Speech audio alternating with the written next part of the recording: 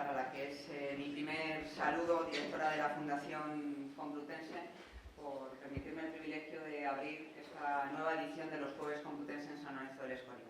Mi saludo también a todo el equipo de la Fundación, a Luis Zuloaga, a Miriam Crespo, a Ignacio y a todos los que hacéis posible todas las actividades que se realizan durante el año y especialmente durante el verano a través de los cursos de verano a través de la Fundación Complutense. Saludo también a los concejales de la corporación que hoy nos acompañan y al profesor Carmelo Vázquez Valverde, que es el ponente que hoy nos ofrecerá esta conferencia. Y a todos vosotros, público fiel, que edición tras edición y conferencia tras conferencia no faltáis a este cuartel de inválidos voluntarios a caballo a enriqueceros con el conocimiento que nos transmiten sus ponentes. Para mí es un verdadero placer como alcaldesa de San Lorenzo del Escorial daros la bienvenida a esta nueva edición de los Jueves Complutense, un programa que regresa a nuestro municipio durante los meses de abril, mayo y junio con conferencias de gran nivel impartidas por docentes y especialistas de la Universidad Complutense de Madrid y que abordarán cuestiones tan actuales y relevantes como la psicología, la documentación, la filología, las ciencias físicas o la inteligencia artificial. Pero más allá de los temas concretos y que seguramente Maripaz explicará después y seguramente mejor que lo haría yo, me gustaría hoy poner en valor algo que consideramos en San Lorenzo fundamental y es la importancia de abrir la universidad a la sociedad, porque entendemos, y así lo hemos creído siempre desde el Ayuntamiento, que la universidad no debe ser solo un espacio académico y cerrado o lejano, sino un lugar vivo, cercano y accesible. Un espacio que comparta el conocimiento, como aquí se hace, que genere pensamiento crítico y que contribuya a mejorar la vida de las personas. Y eso es precisamente lo que representa este ciclo de los Jueves Complutense, una universidad que sale de sus aulas y se acerca a los vecinos, que comparte su conocimiento de forma directa, comprensible y útil en este espacio tan especial del cuartel de inválidos y voluntarios a caballo, que vuelve a convertirse, como decía, en lugar de encuentro, de reflexión, de intercambio de ideas, como ya hemos visto en ediciones anteriores, y que ha contado con magnífica acogida por parte del público y prueba de ello es ver esta sala completamente repleta de asistentes. San Lorenzo del Escorial, por su historia y por su identidad, es un lugar profundamente vinculado al saber, al pensamiento y a la cultura. Por eso iniciativas como estas no solo son bienvenidas, sino que forman parte de lo que en San Lorenzo del Escorial somos. Y quiero hacer un agradecimiento especial a todo el equipo de la Fundación Complutense y especialmente a Maripaz, su directora, por su implicación, por su cercanía y por apostar de manera tan decidida por San Lorenzo del Escorial y por este proyecto. Y gracias también a la Universidad Complutense de Madrid y a su rector por demostrar que el conocimiento no tiene muros, que debe compartirse y que cuando se acerca a las personas se convierte en una verdadera herramienta de transformación social. Por último, mi agradecimiento al profesor Carmelo Vázquez, ponente de hoy, que seguro no nos dejará indiferentes, y a todos ustedes, porque con su presencia dan sentido a iniciativas como esta. Porque una universidad abierta necesita de una ciudadanía curiosa, participativa y con ganas de seguir aprendiendo. Ese es el verdadero éxito de los Jueves Complutense.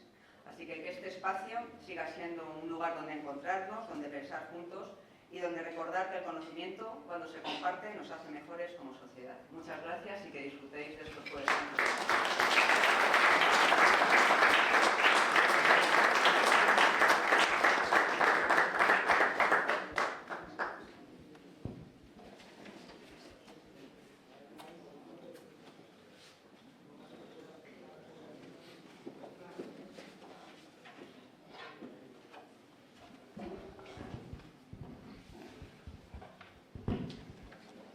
Buenas tardes, querida alcaldesa Carlota, muchísimas gracias de verdad por tus palabras. Decía que no, pero realmente lo he dicho ya muchas de las cosas que creo que las ha explicado también, que no hace falta repetirlas. Muchísimas gracias. ¿Dónde está Juanjo, el primer teniente alcalde? Está por ahí también, Juanjo siempre de pie, un caballero ahí.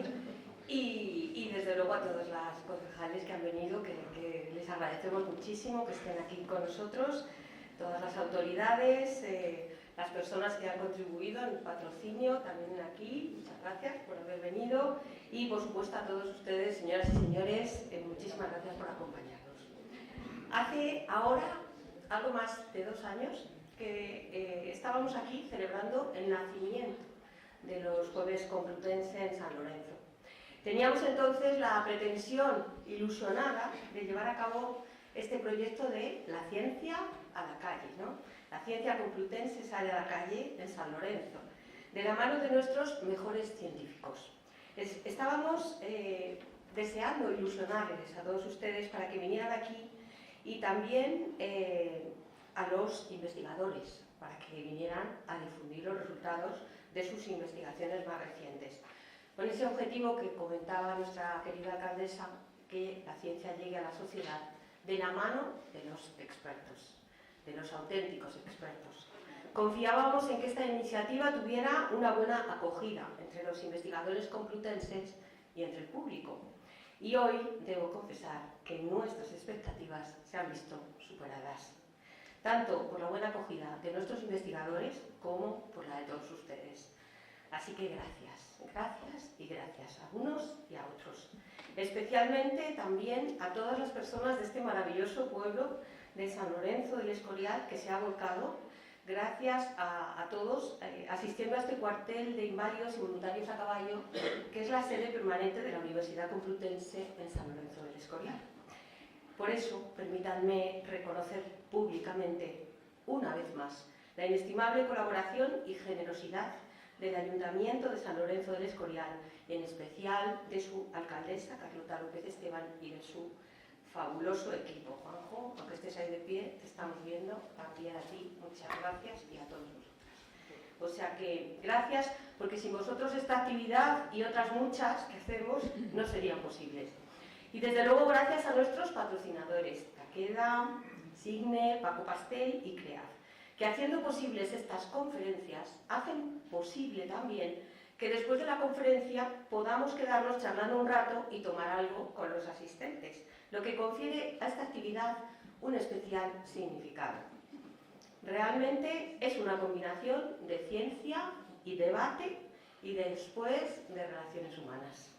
Y gracias a nuestro equipo de la Fundación que se vuelca en pleno en esta actividad, viniendo en muchos casos aquí de forma voluntaria, como habéis hecho muchos de vosotros, tras un largo día de trabajo, y en especial a la gerencia por su labor organizativa, y a nuestro director académico que dirigirá este ciclo, ustedes ya le conocen, Ignacio Fernández Arias, que hoy no ha podido acompañarnos, pero que estará en las siguientes conferencias que ha organizado de este ciclo en el que la ciencia complutense sale a la calle para hablarnos de temas como la inteligencia artificial, que comentaba la alcaldesa, las mujeres líderes del siglo XV, la física cuántica. La semana que viene, por ejemplo, tenemos una conferencia muy especial para San Lorenzo del Escorial. Se llama La Real Biblioteca del Escorial, una memoria del mundo en la Sierra de Guadarrama. Yo creo que va a ser una conferencia preciosa. Y además, antes de la conferencia, va a haber una excursión, que luego nos cuentas tú lo que hay que hacer para inscribirse en esa excursión, Luis. La Real Biblioteca del Escorial. O sea, yo creo que ahí casi contamos también con todos ustedes. También tendremos una conferencia sobre el deterioro cognitivo que se produce cuando nos hacemos mayores, el cerebro que envejece. Y veremos con qué avances y terapias emergentes contamos para poder prevenir y trabajar estos problemas. Y hoy tenemos un tema que yo creo que por lo menos a mí me hace mucha falta, y creo que muchas veces nos hace falta a todos, que es la resiliencia psicológica ante las adversidades de la vida. Para esta conferencia tenemos la grandísima suerte de contar con uno de nuestros más grandes investigadores, el profesor Carmelo Vázquez, catedrático de psicopatología de la Facultad de Psicología de la Universidad Complutense de Madrid y académico de número de la Academia de Psicología de España. Muchas gracias, profesor, por acompañarnos. Presentar al profesor Carmelo Vázquez es presentar a una de las figuras más relevantes de la psicología clínica y de la psicopatología en nuestro país, a un consagrado docente de universidades de todo el mundo y también a uno de los investigadores españoles de mayor prestigio y proyección internacional. Se lo hemos traído aquí a San Lorenzo del Escorial.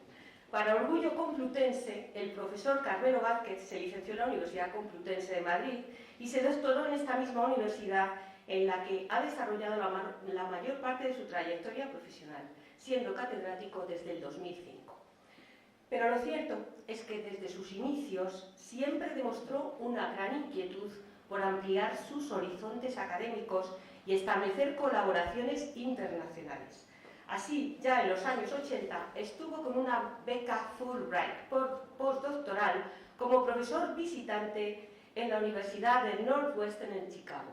Y aquello no era más que el inicio de un camino de becas competitivas como la del AMO, la Salvador de Madariaga y el presagio de fructíferas estancias internacionales futuras en las más prestigiosas universidades del mundo, como la Universidad de California en San Diego o la Universidad de Harvard.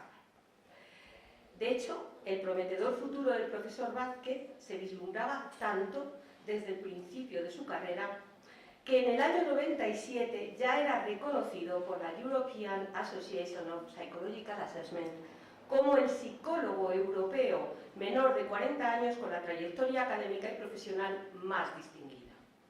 Esta pasión y su prestigio internacional se han mantenido a lo largo de los años en una destacada carrera académica e investigadora centrada fundamentalmente en la psicopatología, la salud mental y la psicología positiva. Unas áreas sobre las que ha publicado más de 200 artículos científicos en revistas internacionales de gran impacto. También ha dirigido más de 30 tesis doctorales, que ya serán 40, porque esto cuando lo he hecho, y más de 50 proyectos de investigación financiados en convocatorias competitivas, tanto nacionales como internacionales. No en vano, el profesor Carmelo Vázquez es uno de los científicos más influyentes de nuestro país a nivel mundial, formando parte, por ejemplo, del 1% de los investigadores más productivos según la lista de la Universidad de Stanford. Esta calidad investigadora también ha sido reconocida en nuestro país en el ámbito de la política científica, donde el profesor Carmelo Vázquez, aparte de su maravillosa reputación ahí, ha trabajado como gestor del área de psicología del Plan Nacional I+D del Ministerio de Ciencia e Innovación, llegando a ser el primer presidente del área de psicología de la Agencia Estatal de Investigación. Además, el profesor Carmelo Vázquez ha destacado también por algunas aportaciones para mejorar la sociedad con la psicología científica. Tal es el caso, por ejemplo, de su actividad como miembro del equipo fundador del Sistema de Intervención en Incidentes Críticos para Médicos Sin Fronteras España. O sea, es que no ha dejado ni un área sin trabajar. O su colaboración en el año 2021 en el informe España 2050 que elabora Presidencia del Gobierno con el propósito de prepararse para las transformaciones económicas, sociales, demográficas y ambientales que se espera ocurran en el mundo. Y desde luego ha llegado a la sociedad a través de diversos libros, todos ellos muy conocidos, sobre el bienestar psicológico, como El estudio científico del bienestar, Fundamentos para una psicología positiva, la psicología positiva aplicada. Siempre se nos ha ido yendo hacia lo positivo porque se ha dado cuenta que lo que nos hace falta, o su famoso libro Optimismo inteligente. Yo siempre digo optimismo inteligente o no tanto, habrá que ver. Su prestigio académico y científico, señoras y señores, le ha llevado a obtener diversos premios y reconocimientos como el Premio Nacional de la Obra Social de Caja Madrid por su trabajo sobre salud mental y exclusión social. Y también a tener una destacada presencia y un papel relevante en asociaciones de psicología como la Asociación Internacional de Psicología Positiva, que por cierto me decías que se hizo un congreso aquí en San Lorenzo del Escorial, el primero, con, no sé, 700 personas, de la que ha sido presidente, o en la sociedad española tenemos una cierta tendencia hacia San Lorenzo del Escorial, yo no sé si tú también te estás dando cuenta. Ha sido también presidente de la Sociedad Española de Psicología Positiva, en la que ha sido fundador y presidente. Bueno, no creo que haga falta más, podría tirarme horas. Es un privilegio absoluto tenerlo hoy aquí en nuestros jueves para compartir sus conocimientos y experiencias con su conferencia Claves de la resiliencia psicológica ante las adversidades de la vida. Muchísimas gracias. Muchas gracias, Carlota, por acogernos una vez más. y estamos seguros que se ganará. Cuando quiera, profesor.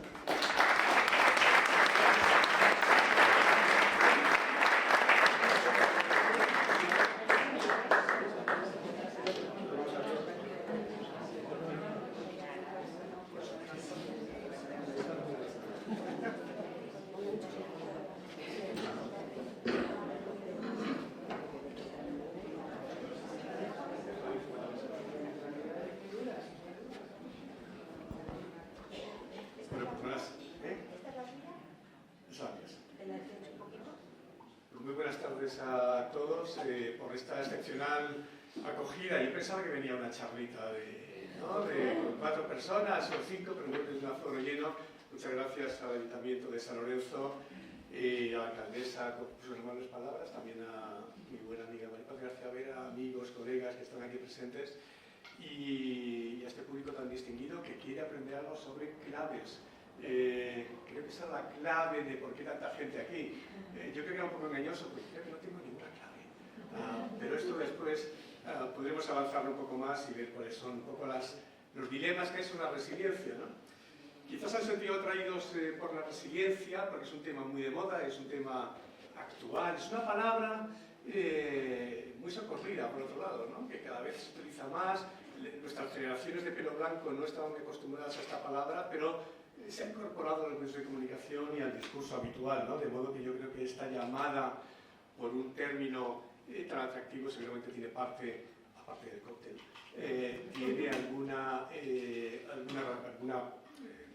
razón, ¿no? En la explicación de esta buena acogida que tiene estos jueves, que yo creo que es el mayor de los éxitos, porque además yo creo que es una tarea muy pendiente, muy necesaria, de apertura hacia la sociedad, de transferencia de conocimiento y de poder mostrar también aquello que hacemos, aquello que pensamos y poder pulsar, ¿no? Cuál es el alcance real de las actividades que hacemos. De modo que yo creo que esta es una excelente idea y os deseo a los asistentes que disfrutéis mucho y por supuesto que continúe muchos años esta tarea, ¿no? Lo primero, para echar un poco de agua al vino, yo diría que la resiliencia está sobreestimada, ¿no? No es para tanto, ¿no? Yo creo que no tenemos que tener tanto énfasis en la resiliencia por lo que diré a continuación. Lo primero, al poner el título un poco automáticamente me di cuenta que esto de las claves era un poco quizá tendencioso, quizá no hay unas claves exactas porque va a depender mucho del tipo de adversidad que nos enfrentemos. En segundo lugar, yo creo que cada uno tiene claves para su propia resiliencia, porque todos aquí en esta sala somos resilientes de algo, ¿no? Hemos resistido a adversidades en la vida, todos sin excepción, de modo que todos tenemos algún tipo de maestría en poder luchar contra las adversidades. Y sería estupendo escucharnos entre nosotros, ¿no? De cómo hemos sido capaces de vencer a batallas de la vida, de cómo hemos sido capaces de lidiar, gestionar pérdidas, gestionar en último término los embates, ¿no? Que nos ofrece la vida con su devenir cotidiano, ¿no?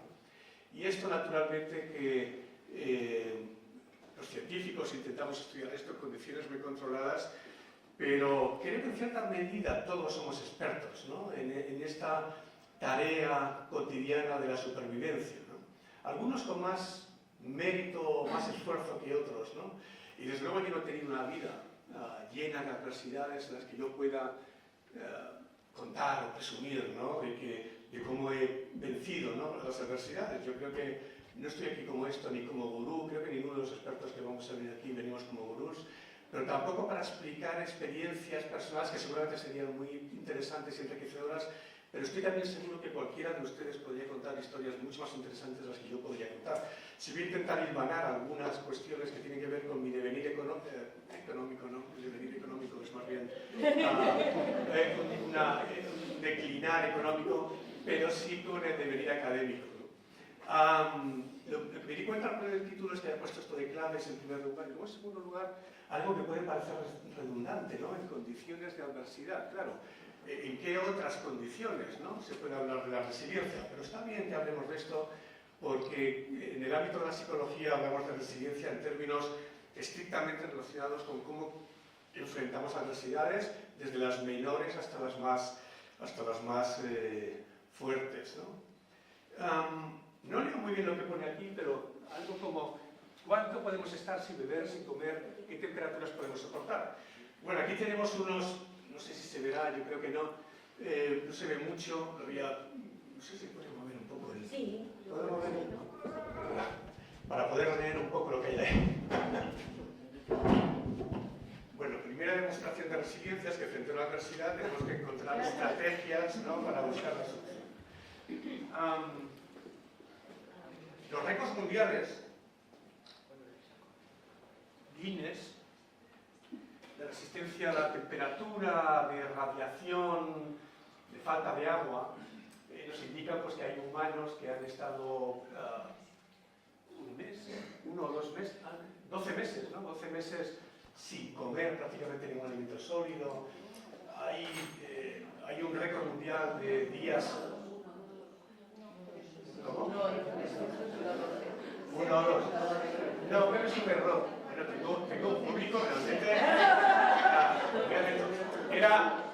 Esto lo llamamos, en la Facultad de Psicología lo llamamos el test Vázquez, ¿no? Es un test atencional. En realidad son entre 182 días. ¿No? Yo creo que son 12 meses. Sí, 11-12. Quizás no me error aquí. En radiación lo mismo, hay algunos estudios que algunas personas que han pasado 6-7 días con unos máximos de radiación que son 6 o 7, ¿no? Ya me da miedo decirle algo. 67 Grays o Grays, ¿no? Los límites de resistencia humana son estos, que son muy excepcionales. Hay un récord de un californiano, todos estos récords raros los tiene un californiano habitualmente, de estar 11 días sin dormir, Randy Gardner. Sabemos que los humanos tienen una capacidad de resistencia realmente muy grande, ¿no? Pero esto prácticamente no es nada comparado con la naturaleza, ¿no? Si vemos algunos animales, ¿no? Pueden estar prácticamente meses sin comer. Hay animales que tienen un sueño, ballenas y delfines, que tienen un sueño muy particular, prácticamente no duermen de un modo muy particular, que es con solo uno de los hemisferios activos. Hay bacterias, como ustedes saben, o no pueden saber, lo que tengan más conocimiento de biología, que pueden vivir en condiciones extremas, ¿no? Se llaman seres extremófilos, ¿no? Que pueden vivir en condiciones muy tóxicas, de modo que los tardígrados pueden resistir temperaturas de los 172 grados bajo cero, 161 por encima de cero. De modo que la resiliencia, en cierto sentido, somos bastante humildes en términos de nuestra capacidad física de ser resilientes, pero tampoco nos va...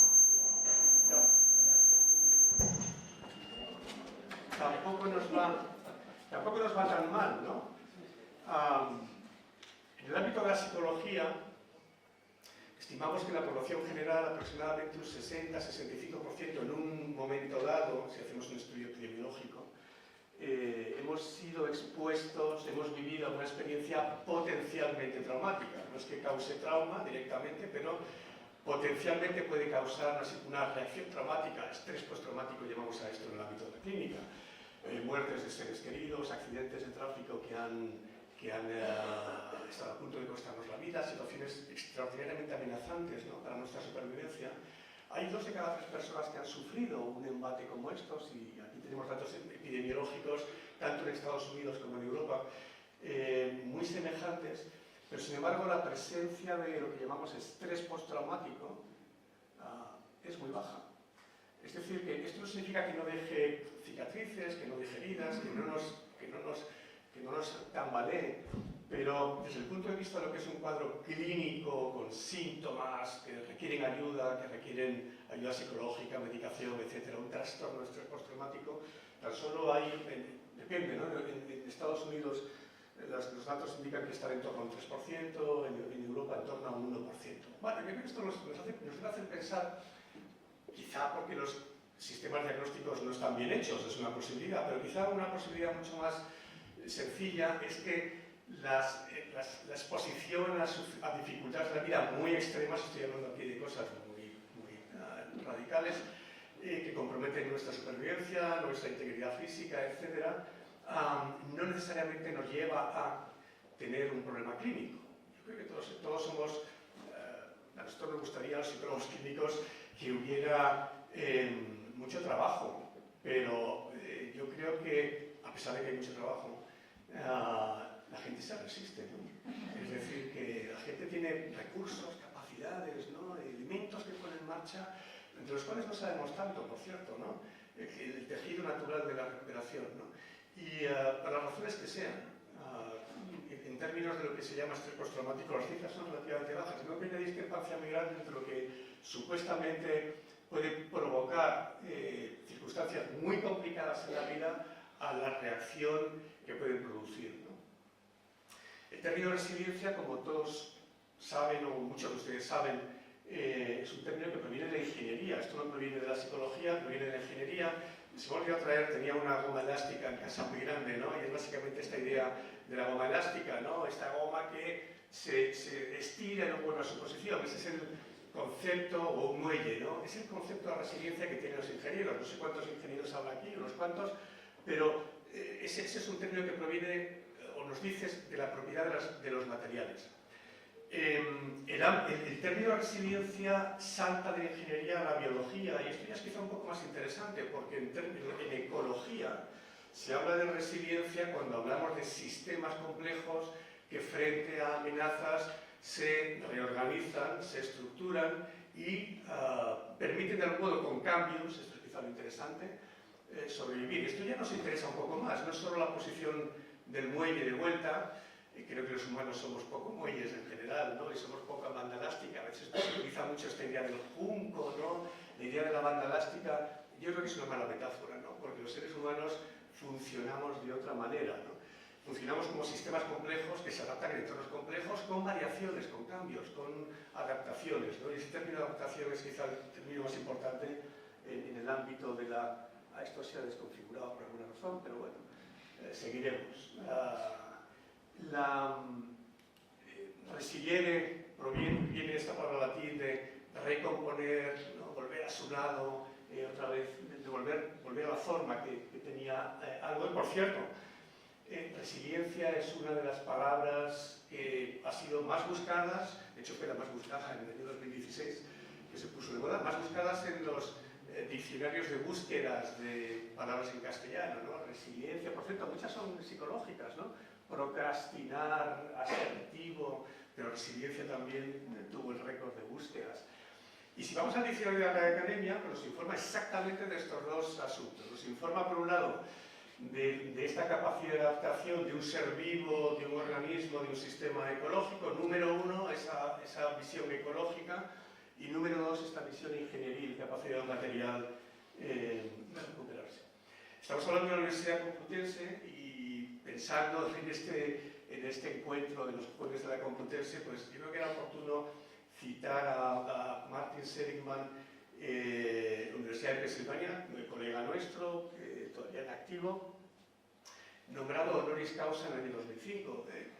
Todos conocemos, todos los psicólogos que estamos por aquí conocemos el nombre de Martin Seligman, sobre todo por una razón, porque él fue alguien que creó en condiciones de laboratorio, con ratas, con gatos, perros, situaciones que él llamó de indefensión aprendida. Él se hizo muy famoso, siendo muy joven, por una serie de experimentos en los cuales sometía a animales a una serie de...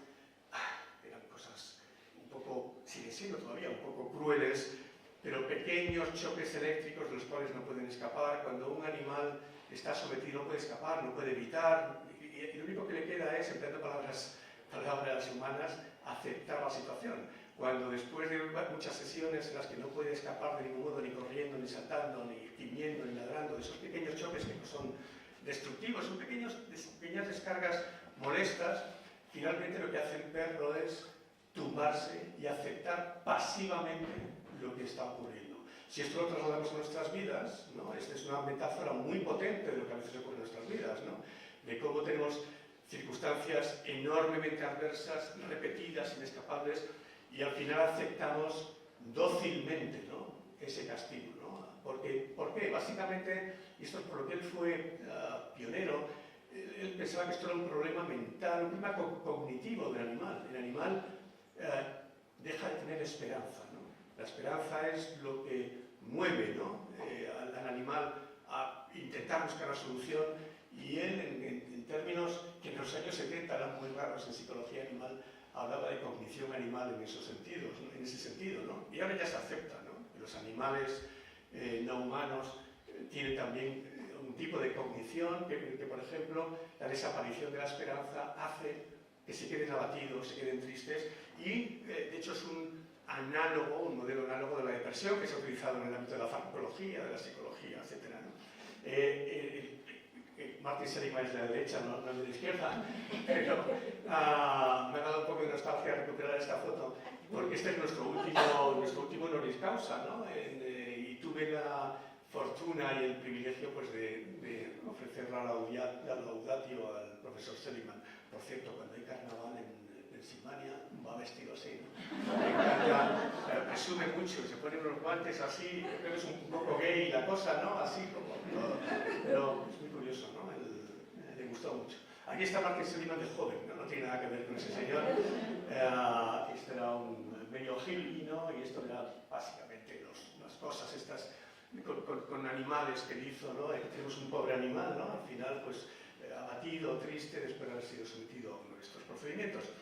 Lo interesante de Martin Seligman es por qué tiene que ver esto con la resiliencia, porque él empezó a interesarse por el tema de la resiliencia, o el tema de la resistencia, como quieran llamarlo, porque había una serie de perros que los cogían en las calles, los laceros municipales de Filadelfia, los llevaban al laboratorio y no había modo de crear indefensión en ellos.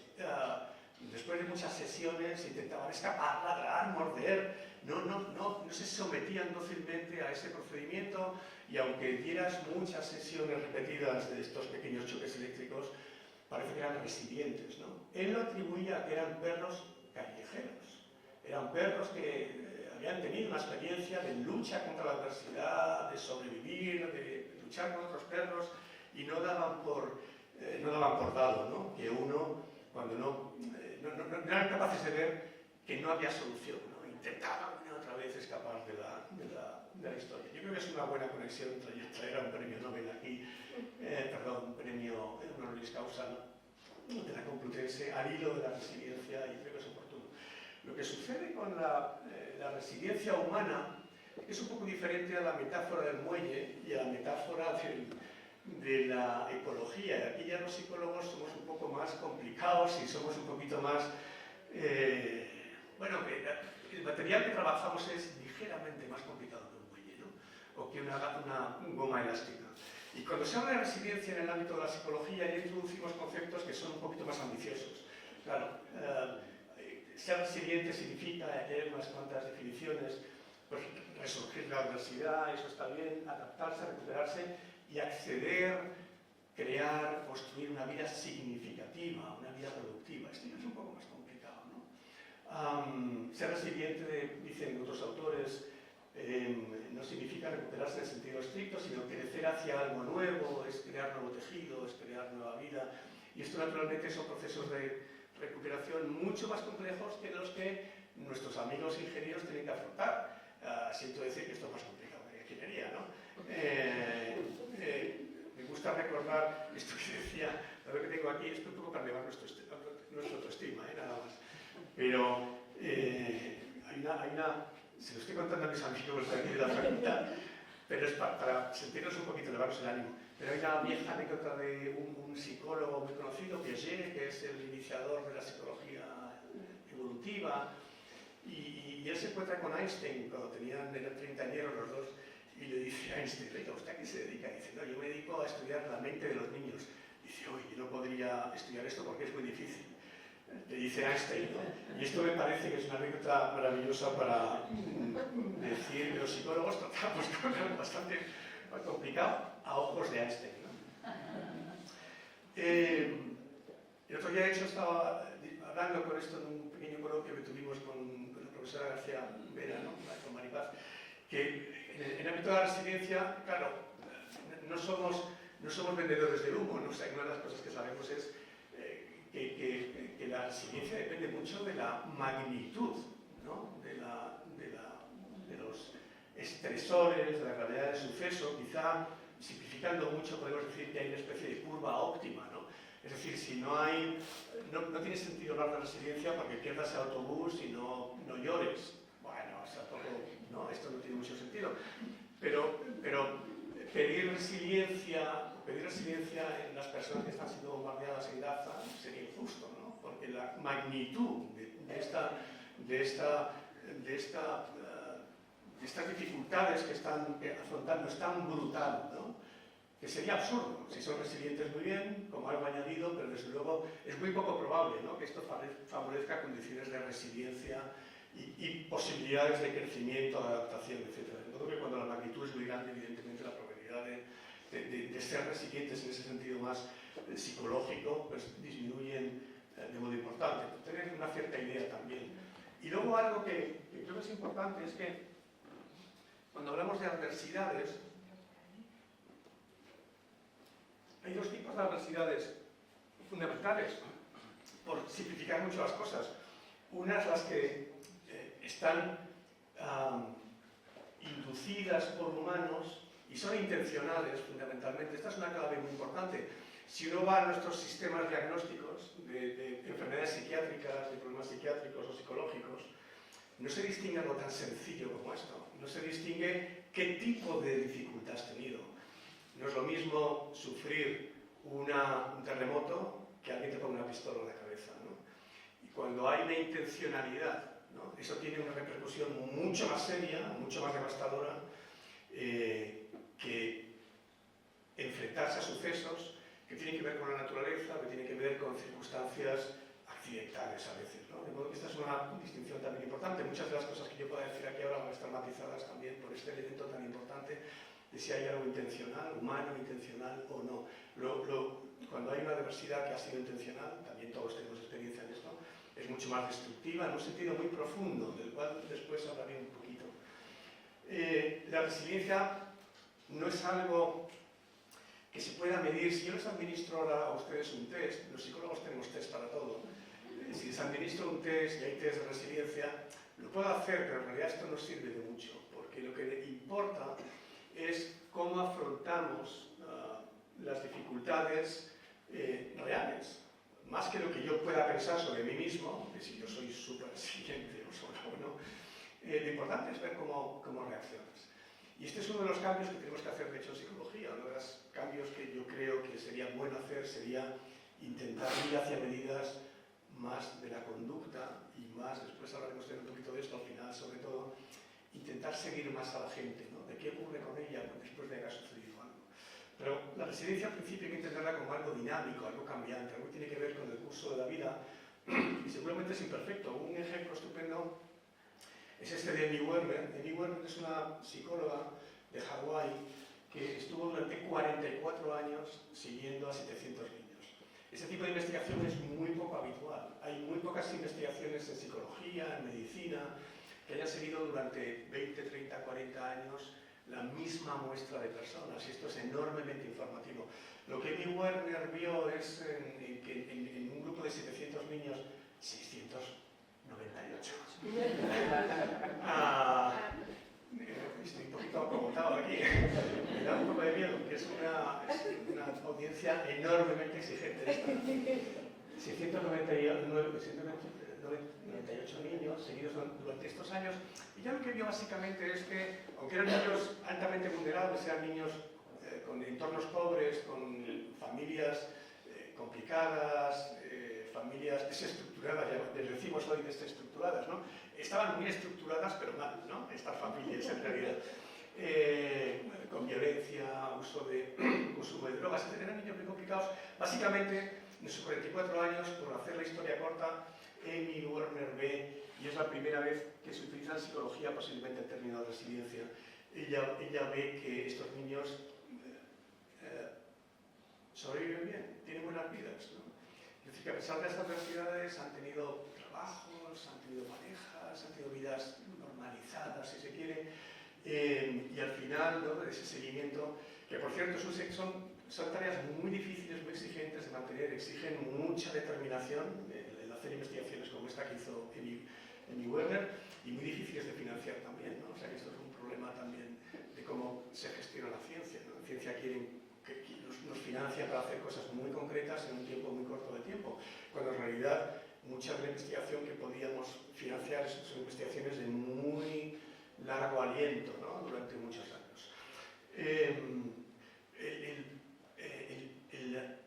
Los atentados a las Torres Gemelas en 2001 y el 11 de septiembre cambiaron muchas cosas en cómo hacemos psicología, ¿no? En cómo nos acercamos a las catástrofes, a los desastres. Aprendimos muchísimas cosas de eso. No voy a entrar en ello ahora, pero una de las cosas que se vio, siguiendo esta idea de la dinámica, es que midiendo trastorno de estrés postraumático, es decir, midiendo síntomas clínicos, no había un 80% de la población en Nueva York que estuviera traumatizada, ni un 70, ni un 60, ni un 50, ni un 40, ni un 30, ni un 20, quizás acerca más a un 10, cuando empleando criterios diagnósticos, criterios estrictamente diagnósticos, o criterios estrictos diagnósticos, en torno a un 8-9% en octubre y noviembre de 2001, es decir, un par de meses, 3 meses después de aquello tan traumatizante, potencialmente traumatizante, tenían una reacción de estrés postraumático, pero empleando esa idea dinámica vemos que la recuperación fue bastante rápida, es decir, en 2002, enero-febrero, a nivel poblacional estoy hablando. Por supuesto hubo mucha gente que lo pasó muy mal, hubo mucha gente con problemas crónicos, hubo muchos problemas añadidos, pero si nos referimos única y exclusivamente a los problemas clínicos que llamamos de trauma, es un porcentaje sorprendentemente pequeño. Nueva York, ¿se acuerdan? ¿Se acuerdan del horror? ¿Se acuerdan del espanto? ¿Se acuerdan que gracias a la idea de que había un pueblo traumatizado se invadieron países? En realidad esto no era verdad, porque había una reacción enormemente equilibrada, vamos a llamar, ¿no? Incluso cuando se preguntaba a la gente si confiaban en Nueva York y en Estados Unidos en encuestas, en esos meses posteriores al 11 de septiembre, si confiaban en la gente, confiaban en la humanidad, creían que había justicia en el mundo, la mayor parte de la gente decía que sí, o sea que no había habido cambios perceptivos, pero sin embargo se tomó como excusa el tener un pueblo horrorizado y traumatizado para tomar decisiones políticas que han tenido un alcance importante, por cierto, histórico, ¿no? Esto es quizá recuerden en noviembre de 2015 en Bataclan, ¿no? Aquella discoteca, entraron unos radicales islamistas y comenzaron a disparar indiscriminadamente. Hace 11 años de esto ahora, ¿no? En Bataclan hay novelas, hay relatos creo que son muy interesantes, como ejemplo de mecanismo de adaptación. Bueno, esto que ven aquí es un trabajo hecho por García y Riné. García es que por cierto le invité al Escorial hace unos años. García es todo pasa por el Escorial, es verdad. García es un ingeniero computacional que trabaja en computación compleja en Alemania y es un tipo estupendo que hace muchas cosas de psicología. Y él lo que hizo fue analizar cuáles eran los contenidos de los Twitter en los primeros días, después a días anteriores y días posteriores al atentado en Bataclan. Y lo que observó es que hubo como un pico de 4 o 5 días, esa curva que ven ahí, ese pico que ven ahí, ese pico indica palabras de tono negativo que aparecen, ¿no? Miedo, depresión, insultos, que aparecen en los Twitter, pero de un modo muy rápido, como creo que son días, 8, 10 días, 12 días, 15 días, lo que sea, otra vez en tono emocional. Ellos hablan del análisis de sentimientos, es lo que utilizan en este tipo de análisis. Los sentimientos de la población otra vez vuelven a su cauce normal. Esto daría para mucho, ¿no? Porque esto es como una nota a pie de página sobre algo importante en nuestras vidas. Muchas veces nos alarmamos a nosotros mismos de que nos acostumbramos a todo. ¿Cómo es posible? Estamos viendo el telediario, ¿no? Viendo las noticias que vemos y parece que nos insensibilizamos. Esto es un fenómeno psicológico normal que no hay que moralizar, ¿no? Esto lo llamamos la adaptación hedónica. Nos adaptamos a cualquier cosa y de un modo relativamente rápido. Yo creo que no hay que moralizar sobre esto ni sentir que somos impíos ni que somos gente sin compasión. Tiene que ver con mecanismos psicológicos para podernos adaptar al horror, ¿no? Y para podernos adaptar también a elementos que son muy amenazantes. Y estos son elementos que no tienen por qué impedir que haya otro tipo de conductas de aproximación, conductas compasivas, pero la emoción se reduce, se atenúa, ¿no? Este es un buen ejemplo de cómo hay mecanismos de resiliencia también mentales, si se quiere, detectados a través de vías un poco atípicas como mensajes de Twitter, ¿no? Algo tan atípico como esto. La resiliencia es contextual. Estamos acostumbrados, sobre todo por gurús de la comunicación y vendedores de pelo, de hablar de la resiliencia, y por cierto también hay discursos políticos en torno a la resiliencia como un factor puramente individual. La resiliencia naturalmente que es algo individual, que tiene que ver con nosotros, pero no solo con nosotros, ¿no? Hay una resiliencia que también es comunitaria, es una resiliencia que tiene que ver con factores contextuales. Hay factores de resiliencia personal, naturalmente que sí, que fundamentalmente los psicólogos o la psicología intenta analizar, pero también tenemos desde el punto de vista psicológico gente en el ámbito de la sociología, de la antropología, de la comunicación, la psicología social, ¿no? Que ve las cosas desde una perspectiva más comunitaria y también una resiliencia de la propia comunidad, ¿no?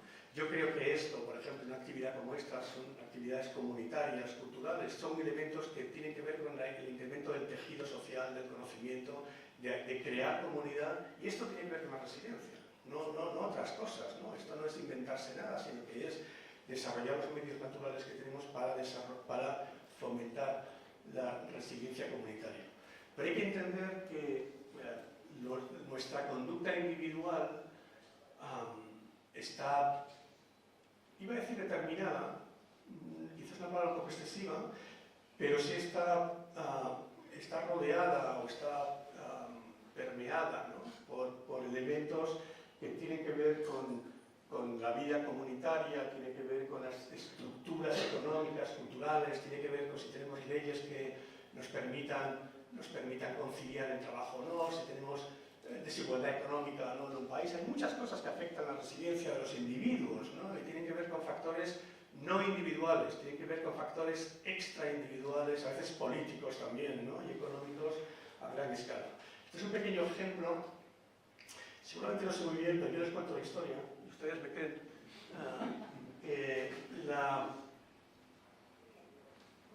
En esta gráfica lo que aparece es una relación entre el nivel de salud mental de los países, empleando los mismos instrumentos, las mismas entrevistas, los mismos tipos de diagnósticos y la desigualdad dentro de los países.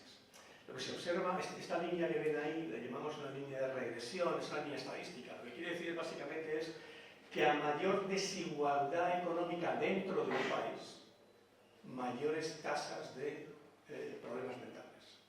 Los problemas mentales, las tasas de problemas mentales son mayores en Reino Unido, en Australia, en Estados Unidos, que coincide con esto que figura aquí abajo a la derecha, ¿no? Con más desigualdad dentro del país. De modo que vivimos bajo paraguas que son invisibles para nosotros, pero a mí, Carmelo Vázquez, no me afecta que haya desigualdad en el país, pero cuando estamos midiendo la salud mental de la población, mi salud mental personal no depende de esto, pero cuando estamos hablando epidemiológicamente, cuando estamos hablando de la nación, sí que hay muchos elementos que contribuyen a nuestra resiliencia, a nuestra vulnerabilidad, a nuestra salud mental, y este es uno de ellos, uno muy importante. De hecho, no he querido emplear el término de determinantes sociales o determinantes, pero esto se le llama determinantes sociales de la salud. Los médicos le llaman a esto, y el ámbito de las ciencias sociales se llama determinantes sociales de la salud. Una palabra un poco fuerte, pero indica esto. Dentro de este contexto, les quería contar una pequeña investigación en la que he estado estos año y medio, 2 años implicado en un proyecto europeo, y tenemos una pequeña parte de este proyecto. Este proyecto se llama Bienestar en una economía sostenible. Es un proyecto con muchos países y en la Complutense teníamos una pequeña parte asignada. Es bastante humilde, pero decíamos, ¿qué queremos hacer dentro del proyecto, ¿no? Y se nos ocurrió que podía ser interesante intentar comprobar la resiliencia nacional, la resiliencia de las naciones, ¿no? Respecto a 2 crisis diferentes. Esto es como, no sé si tengo aquí la... Sí. Esto es como lo de truco o trato, ¿no? ¿Qué ¿qué prefieres? ¿Una crisis económica como la de 2008 o una crisis como la de la pandemia? ¿Cuál preferirían ustedes? Difícil de elegir, ¿no? Con este estudio lo que hemos intentado es ver si existe alguna respuesta de resiliencia diferente entre la crisis de 2008 y la crisis de la pandemia. ¿Cómo hacemos esto? Al final nos hemos concentrado solo en países europeos, en bancos europeos. Hemos creado una súper gigantesca base de datos con todo esto, combinando diferentes tipos de fuentes de información.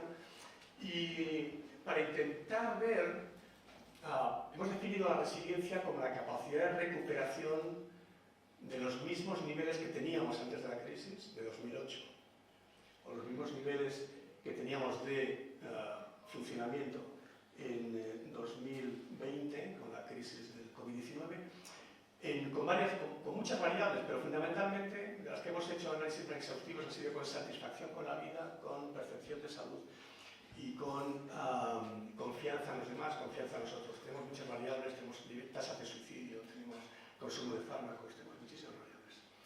Pero la pregunta era, ¿no? ¿Cuál es la rapidez con la que se recuperan los países después de una crisis? ¿Siguen igual de aplanados? Es decir, hay una crisis, bajan y luego siguen igual de aplanados, o hay una crisis, bajan y luego se recuperan rápidamente. Lo que hemos visto son las tasas de recuperación de los países 3, 4, 5 años después de lo más gordo de la crisis, ¿no? Ese es un poco el esquema del funcionamiento. No les voy a dar, esto es el modelo de cada una de las crisis, pero no vamos a entrar en esto, hay mucha información son crisis un tanto diferentes, les une algo, que es una bofetada muy grande, pero hubo dos aspectos importantes en la crisis del 19 que tienen el COVID, ¿no? A la derecha. Es el elemento de la incertidumbre. Esto que está arriba en naranja es un elemento muy determinante de la crisis que tuvimos. Por supuesto con el enclaustramiento, el encerramiento, el confinamiento, ¿no? Esa palabra, el lockdown, ¿no? La incertidumbre económica, la incertidumbre sanitaria, el miedo, ¿no? Que había, o sea, que era un miedo enorme, ¿no? Añadido a otras cosas que aparecieron en ese contexto muy pocos años después, ¿no? La invasión de Ucrania, en el post-COVID ha habido otro tipo de elementos bélicos también importantes. Y luego ha habido algo también muy diferencial, que lo ponemos aquí en amarillo, que es una intervención muy decidida de las autoridades económicas y políticas, ¿no? Eso fue un gran cambio, ¿no? Pero veremos esto un poquito más adelante. Sin entrar en detalles, básicamente lo que hemos descubierto, créanme, les exijo que me crean, porque no les puedo hablar todos ahora, pero lo que hemos encontrado básicamente es que no existe un rasgo global nacional, es decir, que los países que reaccionaron bien en la crisis de 2008 no son exactamente los mismos que reaccionaron bien en la crisis de 2019, no recuperaron sus niveles de satisfacción vital con la misma rapidez, de modo que no hay digamos que una identidad nacional, ¿no? De países más resilientes o menos, depende mucho de la crisis. Número uno, las correlaciones entre ambas trayectorias de recuperación eran bastante bajas. El estado previo, evidentemente, de cada país importaba. Y luego lo que vimos es que la respuesta política importó mucho, ¿no? La respuesta política ha importado mucho. Las políticas de apoyo, los fondos de Next Generation, que acaban este año, por cierto, ¿no? Y que a España yo creo que le ha correspondido como unos 130.000 millones de euros, que es una cosa que yo nunca he visto juntas, ¿no? Pero 130.000 millones, 140.000 millones, algo súper importante y una respuesta súper rápida que no existió en 2008. 2008 nos dejaron la mano de Dios, ¿no? Los países del norte ricos nos dejaron la mano de Dios a los PIGS, ¿se acuerdan de los PIGS, no? Portugal, Italia, Grecia, España, ¿no?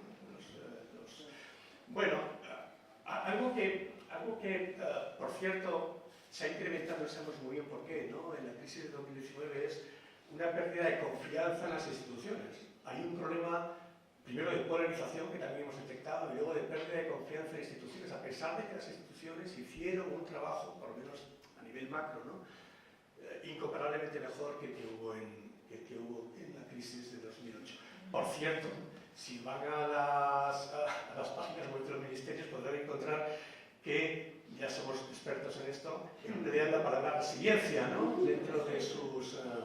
los fondos europeos se llaman fondos, efectivamente, de regeneration, de recuperación y de resiliencia, ¿no? O sea, que es una palabra ya introducida en el lenguaje político. Podríamos escalar todavía más la idea de la resiliencia. Estamos viviendo tiempos, los geólogos discuten si existen datos para esto, ¿no? Pero estamos viviendo tiempos nuevos, una era nueva, se habla del antropoceno, ¿no? Lo que estamos haciendo con el planeta, ¿no? Es algo que también tiene que ver con ponerlo en los límites de la resiliencia, ¿no? Es un planeta resiliente, sin duda. Desde el punto de vista general, yo creo que sí, que es un planeta resiliente, nosotros no somos los resilientes, ¿no? El planeta va a seguir viviendo, ¿no? Le va a dar igual, ¿no? Que haya tasas de CO2 insoportables, porque nosotros asfixiaremos antes y el planeta seguirá adaptándose, ¿no? Pero se está creando condiciones nuevas, incluso también dentro de ese discurso, no estaría mal tener en cuenta que no solo hay la resiliencia individual, comunitaria, también planetaria, ¿no? Y es algo que tenemos que, yo creo que es muy pobre, ¿no? Que digamos aquí que nos quedamos con nuestro cofrecito del bienestar pequeñito y nuestra capacidad de luchar frente a las adversidades, cuando tenemos además enemigos gigantes fuera, ¿no? Y tenemos muchas batallas fuera que nos trascienden, ¿no? En nuestra vida y que también, ¿no? Nos están de algún modo, y no digamos ya los jóvenes, ¿no? Hay pocos jóvenes por aquí, pero estaría muy bien, ¿no? Que ellos nos hablasen de cuáles son sus agonías respecto a este reto para los jóvenes. ¿Qué predice la residencia frente a la adversidad? Bueno, dando algunas indicaciones, ¿no? que tampoco muy estructuradamente, porque no he venido aquí a darles una clase, ¿no? Simplemente a comentarle cosas que yo creo que a mí les puede interesar, me interesan a mí, después podemos, si quieren, completar más en el diálogo, ¿no? Hay a mí me impresionó mucho la investigación de estas dos jóvenes, eran jóvenes entonces, ya no tanto, Camille Wortmann y Roxanne Silver, dos psicólogas norteamericanas. Camille Wortmann estaba en el departamento en el que yo estuve, es una historia bastante divertida, pero no hay tiempo para contarla ahora. Pero ellas hicieron algo insólito en los años 80, ¿no? Finales de los 80 o mediados de los 80. Ellas trabajaban en situaciones que llamaban de pérdida irrevocable, ¿no? Personas con lesiones medulares, personas que habían perdido a sus hijos por muerte infantil súbita, ya saben, este síndrome, ¿no? Que el niño aparece muerto, y el bebé sin ninguna causa. Y fueron al hospital y se atrevieron a preguntar algo bastante herético, ¿no? Les preguntaban si tenían ansiedad, depresión, hasta ahí todo bien, si tenían ira, hasta ahí todo bien, pero les preguntaban también si estaban contentos. Y decían, ¿no? En inglés, ¿are you happy? Es un poco como insultante casi, ¿no? Para sorpresa nuestra, lo que ellas vieron es que la emoción de felicidad, de sentirse feliz, era ya la tercera, cuarta, quinta semana desde la lesión medular la emoción más intensa y más frecuente, en compañía de otras. Una de las cuestiones importantes que hemos ido aprendiendo en psicología es que las emociones no funcionan como un sistema hidráulico. Uno está muy mal o muy bien y vas cambiando. Las emociones coexisten, ¿no?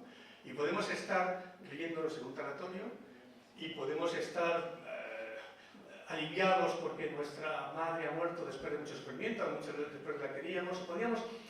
Nuestra mente y nuestro corazón son muy complejos, ¿no? Pero podemos albergar al mismo tiempo emociones muy diferentes. Esto es lo que ocurría con las personas con lesión medular. Esto fue una gran bofetada. Yo volví a España en el año 90 a intentar hacer lo mismo. Le voy a decir ya, yo creo, porque nunca lo he dicho, pero eso es una primicia. En el Hospital Nacional de Parapléjicos de Toledo intenté hacer esto. Siempre he dicho el hospital de referencia, pero hoy lo digo, ¿no? Porque no tengo ningún resquemor tampoco, ni... En aquel tiempo era imposible aceptar esta propuesta. Yo propuse hacer algo muy parecido a lo que hicieron Camille Wortmann y el comité ético del hospital me dijo que me dio broma, que yo era muy insensato y en fin, que como iba a preguntar a la gente que estaba en un hospital de parapléjicos si sentían alguna emoción positiva. O sea, fue muy duro, el comité ético fue muy duro y nos criticó mucho. En fin, decía que no había ninguna prueba científica, había un montón de pruebas de que esto es así. Y yo creo que ahora es posible hacer esto. Yo creo que hemos cambiado mucho este este largo terreno de poder admitir en psicología incluso, ¿no? Que podemos hablar de cosas importantes como el trauma, la depresión, el malestar, la pérdida, y a la vez también poder hablar de elementos positivos que están presentes simultáneamente, ¿no? Y que muchas veces son la palanca para sacar a la gente, ¿no?, de sus dificultades. Esto es algo que ha dejado de ser tabú en psicología, afortunadamente. No intenté nunca más hacer el estudio en Toledo, ¿no?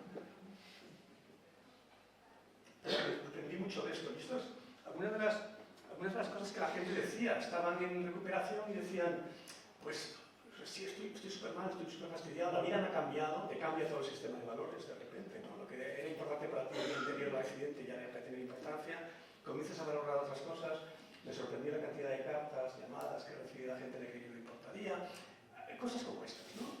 O he sido capaz, me han quitado los pesos de la cabeza, tenía unos pesos, y ahora puedo moverla un poquito, puedo moverla 5 grados la cabeza y esto me hace sentir súper bien. Bueno, estos son los cambios que se producen en la cabeza de la gente, ¿no? Y que les hace realmente tener emociones de bienestar, que no son subsidiarias, no son las hermanas pobres de las emociones, están presentes al mismo nivel o incluso más que otras emociones negativas.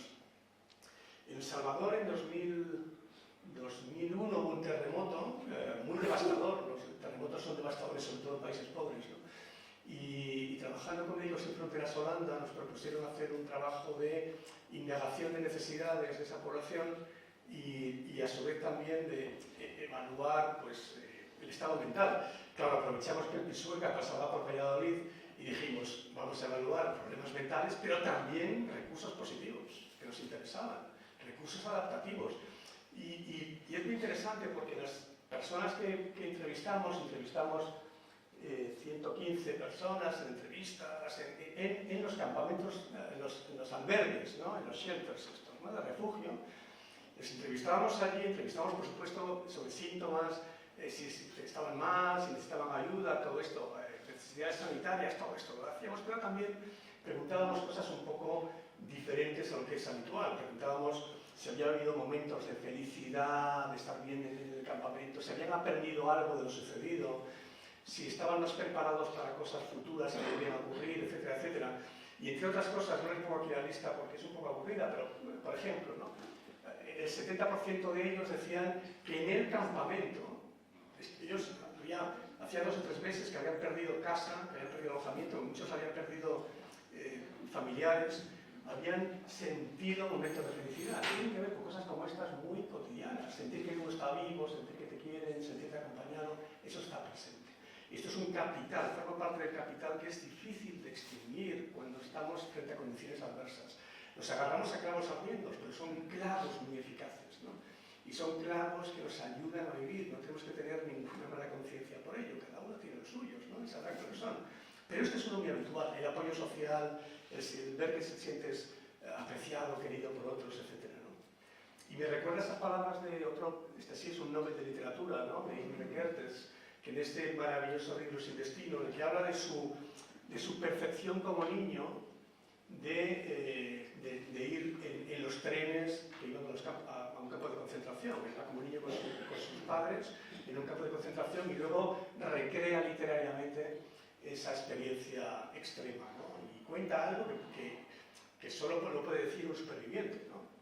No podemos poner en boca de nadie esto, ¿no? Pero un superviviente dice, ¿no?, que en medio de las torturas él recuerda fundamentalmente los momentos de felicidad, ¿no? Bueno, es un poco, era un niño, ¿eh? O sea, que esto no era un adulto, pero incluso en condiciones muy adversas es posible encontrar esos elementos que forman parte de la experiencia también adversa, ¿no?, incluso.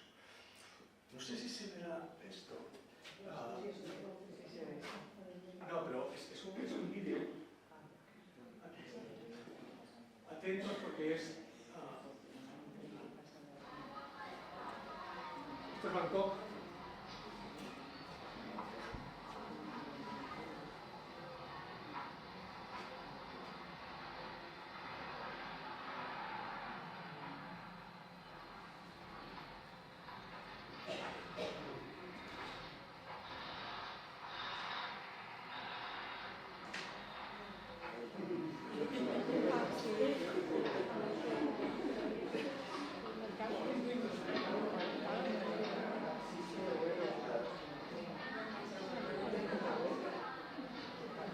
pasado el tren y el mercadillo otra vez se recompone, ¿no? Qué maravilla.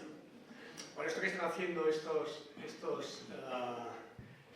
ciudadanos sabios es algo que sabemos que en psicología es muy importante, que es tener herramientas de adaptación, herramientas de afrontamiento que además sean flexibles. Tampoco voy a entrar en esto ahora, pero uno de los temas candentes dentro de la psicología es la flexibilidad cognitiva, que tú tengas herramientas, pero que tengas una cesta con herramientas, que tengas una navaja suiza, ¿no?, en tu bolsillo. O sea, que está bien que tengas un amigo para jugar al tute cuando estás un poco triste, pero que tengas más cosas que esto, ¿no?, que tengas cuantas más elementos en tu cartera posible que los puedas distribuir, emplear de un modo razonable. Yo creo que esto es un maravilloso modo de representar esto. Quizá también, por cierto, otro elemento que puede que venga de fábrica es el de la longevidad. Aquí hay un experto, ¿no?, en longevidad y en demencias y cosas como estas, varios expertos de hecho, pero espero no decir ninguna inconveniencia. Pero el optimismo, por ejemplo, es un elemento que se ha asociado a una mayor longevidad. También en términos de distribución, las personas en cuestionarios de optimismo muy estándar, que puntúan en el 25% o el 20% más extremo del cuestionario, que son más optimistas, añade, ¿no?, un 10-15% de más años de vida. Y las personas más optimistas tienen casi el doble de probabilidades, así que ya saben, el doble de probabilidades de superar los 85 años, ¿no? Bueno, esto es algo que posiblemente está también fabricado, construido por la vida, pero son elementos también interesantes, que el optimismo es una variable, incluso estudios a gran escala epidemiológicos asociados a, o incluso predictores de una mayor longevidad. Hay muchas razones por las que el optimismo puede, después no es nada mágico, ¿eh? O sea, el optimismo no es un espíritu que venga y las personas optimistas son personas que creen que hay solución para las cosas, van más al médico, por eso, buscan soluciones, se toman las pastillas cuando tienen que tomárselas. Los hombres somos un poco peores en esto, ¿no? Yo creo que las mujeres son, en general, ¿no?, se toman estas cosas más en serio y creen que una solución, hablan más con otras personas, comparten más, está ligado a un elemento de extroversión, el optimismo, de modo que son personas que comparten recursos, se informan, oyen la radio, estas cosas, ¿no? Y estos son elementos que también contribuyen a la longevidad, no simplemente que tengas una especie como de espíritu infuso, ¿no?, del optimismo pero bueno, está bien saberlo. Y también otra honoris causa, ¿no?, maravillosa de nuestra universidad, que quizá muchos de ustedes han tenido oportunidad de saber de ella, Rita Levi-Montalcini. Rita Levi, una persona extraordinaria, que se dedicó hasta los 100 años de vida, o 101 cuando murió, honoris causa nuestra en el año 2008, a tareas con una ONG con niñas en África, una persona de una vitalidad extraordinaria, ¿no?, que queda reflejado ahí. Y por cierto, con un libro maravilloso que se llama Elogio de la imperfección. Se podía hacer una conferencia solo con el elogio de la imperfección. Lo que dice Rita Levi es algo maravilloso, es decir, los seres humanos, nuestra fortaleza es nuestra imperfección, ¿no? Somos seres poco mecánicos, tenemos que afrontar adversidades muy diferentes, un micrófono que, ¿no?, un podio que se mueve, cosas que nunca me he enfrentado a esto, pero necesitamos. Una bacteria no sabría cómo reaccionar, o un virus, pero los seres humanos tenemos herramientas muy flexibles que nos permiten, imperfectas, para buscar soluciones, parches, soluciones a las cosas que nos van pasando, ¿no? Bueno, yo creo que este elogio de perfección es muy bonito, porque ella lo plantea desde un punto de vista desde la biología, fundamentalmente, ¿no?, que es su área, pero yo creo que es una analogía realmente muy hermosa, ¿no?, con lo que es nuestra vida, y ella la hace también, esa analogía. Si estamos ya en la parte final, ¿no?, de la charla, lo que les iba a decir es que cuando preguntamos a la gente, lo dije anteriormente, cuando preguntamos a la gente si ellos mismos se consideran resilientes, hay algunos cuestionarios muy sencillitos, solo con seis preguntas. Pues la sexta, por ejemplo, tiendo a tardar mucho en superar los reveses de mi vida. Aquí tienes que decir, pues sí, no, mucho, poco, ¿no? Cosas muy sencillas como estas. Con esto creemos que medimos resiliencia, pero yo creo que no la medimos. Estamos midiendo otras cosas. Se emplea mucho, los psicólogos empleamos mucho esto en investigación, pero yo creo que no es una buena herramienta. Nosotros hemos visto con el COVID, hicimos un estudio a gran escala, 2.000 personas en España, un estudio nacional representativo. No les doy mucha información sobre esto, pero vimos que los más resilientes, los que menos síntomas tenían, frente a toda expectativa, eran las personas mayores, los hombres, ¿no? Hombres más que mujeres,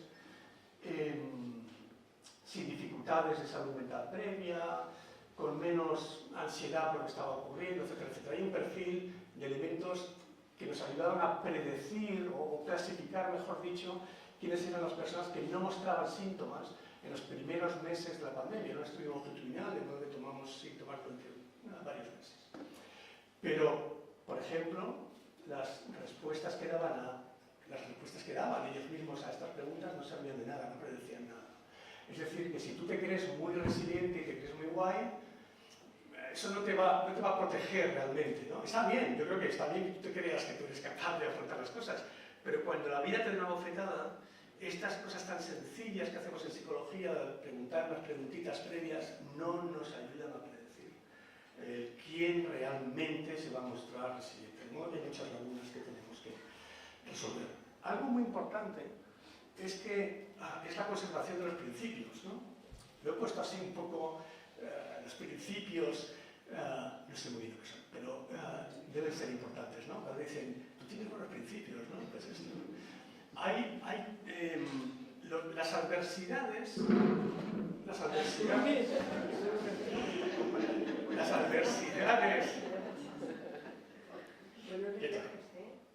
bueno, no es poder mental, mira. Voy a pensar sobre la copa, pero es que no se muy bien. Las adversidades extremas,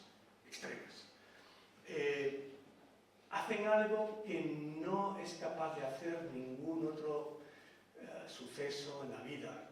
Casarnos, divorciarnos, no sé.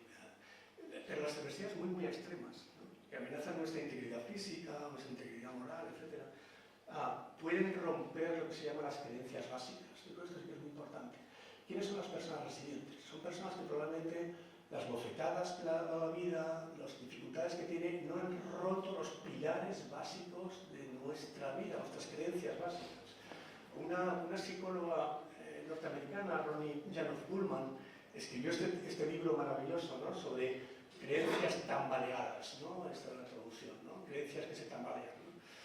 Y básicamente hay tres creencias fundamentales, tres pilares que nos mantienen, ¿no? Una es que somos seres valiosos. Somos personas con valía. Si esto se rompe, entonces se rompe, el trauma lo rompe. Hay mujeres que han sufrido situaciones de violencia sexual, violencia de género o lo que sea, y se tambalean, se hunden, ¿no? Y creen que ellas son culpables, tienen que ver con, su responsabilidad está implicada en esto. Esa creencia de valía personal se ha podido romper. Pero se ha podido romper también cosas como que el mundo es predecible. Esto es una cosa que es formidable, que acabemos la reunión esta, si abrimos la puerta, los semáforos siguen funcionando, voy a casa y todo está en orden, no hay nada catastrófico que suceda, no hay nada impredecible, casi todo es predecible. Bueno, en estos tiempos políticos no sé, pero ustedes me entienden, ¿no? Haciendo un paréntesis, la predecibilidad es una cuestión también muy importante en el mundo, que puede romperse, ¿no? Cuando has tenido un terremoto, ¿no? Pues tener un miedo el resto de tu vida a que algo pueda ocurrir, estás siempre alerta, ¿no? Algo que puede suceder, que no es algo tan predecible. Y otro elemento importante es creer que vivimos en un mundo bueno. A pesar de todos los pesares, vives en un mundo bueno, e incluso un mundo justo, ¿no? De esto han hecho mucha investigación nuestros amigos sociales, ¿no?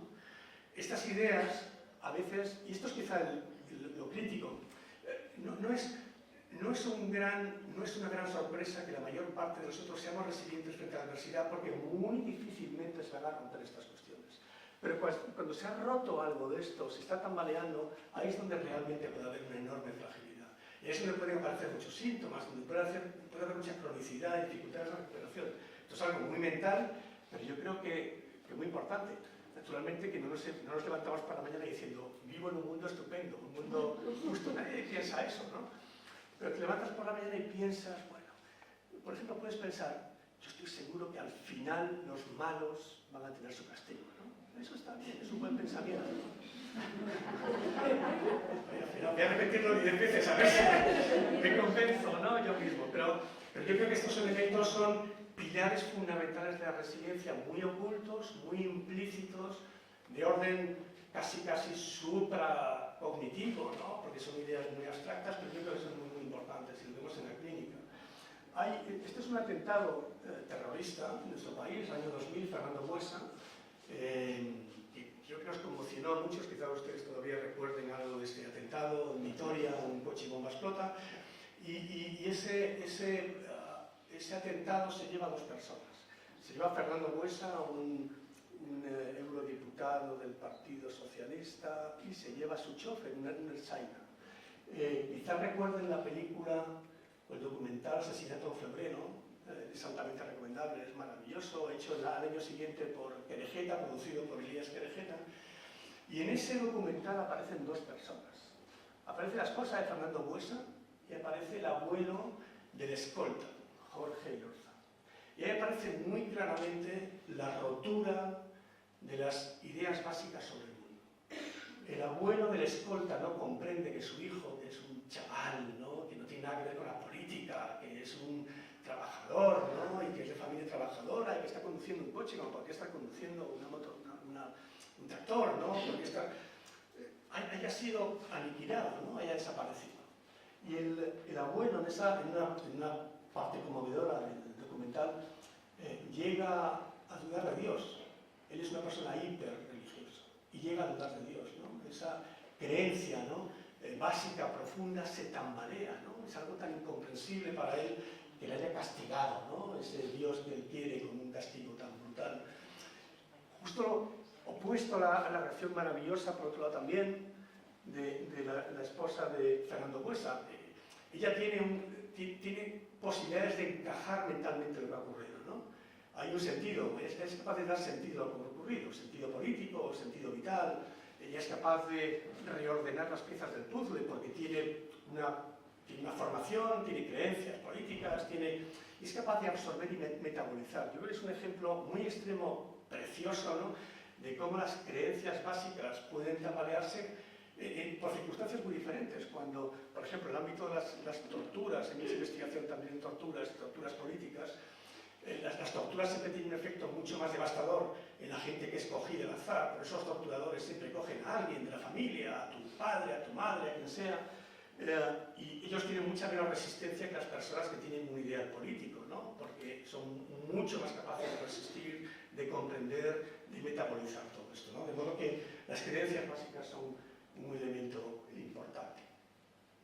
También con Médicos Sin Fronteras, hace ya muchos años en Yemen, tuve una experiencia maravillosa porque nos llamaron para apoyar a los equipos que estaban ofreciendo ayuda a la gente que cruzaba en el Golfo de Adén.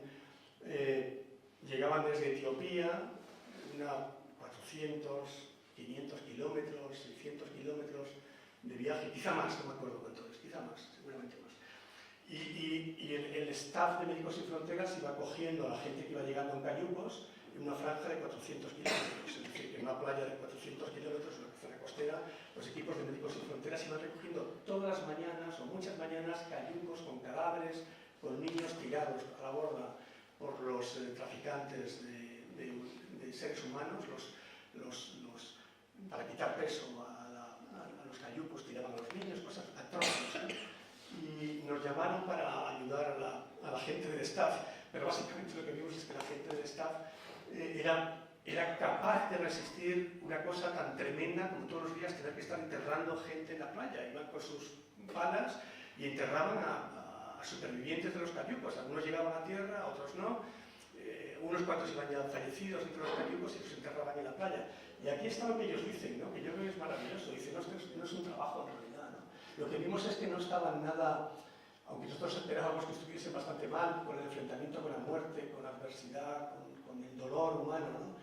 Eran personas que eran capaces de dar sentido a lo que estaba ocurriendo. Somos embajadores en el valle, decían, vienen a nuestro país, vienen a Yemen, tenemos que ofrecerles una casa a estas personas que están llegando en condiciones tan extremas, tan inhumanas. Pensemos en los cayucos que llegan a las playas europeas, ¿no? Que también sería una buen aprendizaje, ¿no? Ser embajadores de esta pobre gente que está huyendo, ¿no? De alguna circunstancia extrema. Y la última diapositiva, esto es ya un listado más recordatorio para mí que, bueno, le voy a pasar como examen, o sea que pueden tomar nota. Pero bueno, yo creo que resume varias cosas de las que hemos hablado aquí. Yo creo que necesitamos mucha más investigación sobre la naturaleza de los estresores humanos, no humanos, cuando hay circunstancias inducidas por humanos o no. Esto crea una gran diferencia. Necesitamos sobre todo medidas muy continuadas. La resiliencia no podemos, igual que muchos otros problemas de circunstancias psicológicas, no podemos estudiarlos con una cámara fija, necesitamos una película. Y esa película puede ser de semanas, de meses, de años, ¿no? Y diferentes tipos de problemas tienen que abordarse con diferentes metodologías y con diferentes miradas, pero dado que la resiliencia es un proceso dinámico, tenemos que emplear un marco temporal, el que sea, ¿no? Puede ser un marco temporal incluso de segundos, si queremos, ¿no? Para determinados procesos mentales, pero un marco temporal para comprender la respuesta a la resiliencia, medidas de espectro muy variado, no solo psicológico, sino también biológico, y estudios también transculturales. Yo creo que hay elementos transculturales muy importantes, ¿no? Hay países en los que hay una narrativa instalada de la resiliencia, ¿no? Del avance, ¿no? A pesar de dificultades continuaremos, ¿no? Bueno, yo creo que a veces incluso puede ser un poco ilusorio, ¿no? Esta narración, pero es también algo que yo creo que merece mucho la pena que nos detengamos en eso, porque también no solo es nuestra narración de si creemos que podemos superar la adversidad o no, sino que también hay algo muy comunitario, muy nacional, muy cultural a la idea que tenemos de la resiliencia. A mí me asombraba mucho cuando vivía en Estados Unidos, que yo ponía las noticias y siempre había un incendio, ¿no? En una casa, porque las casas, por alguna razón, se incendian mucho. O sea, las hacen de madera y siempre hay incendios. Y el telediario no le importaba mucho en Estados Unidos lo que pasaba en el mundo, pero sí las casas incendiadas en su barrio, ¿no? Residencial. Y me asombraba muchísimo cómo la actitud, que yo creo que ha cambiado también, ¿no? Pero como la actitud de noble afrontamiento que tenía la gente, ¿no? Es decir, bueno, yo voy a salir de aquí, ¿no? Voy a salir de aquí, no necesito ayuda de nadie, es verdad que es un estado en general poco protector, pero están acostumbrados a esto, están acostumbrados a dar pasos, ¿no? A dar pasos para seguir adelante. Yo creo que naturalmente aquí puede haber muchas diferencias culturales. Decía Robert Frost, ¿no? Y con esto acabo, que en 2 palabras puedo resumir cuánto he aprendido acerca de la vida. Y esta es quizá la clave de la resiliencia, seguir adelante. No siento no decirles nada más, pero sigan adelante.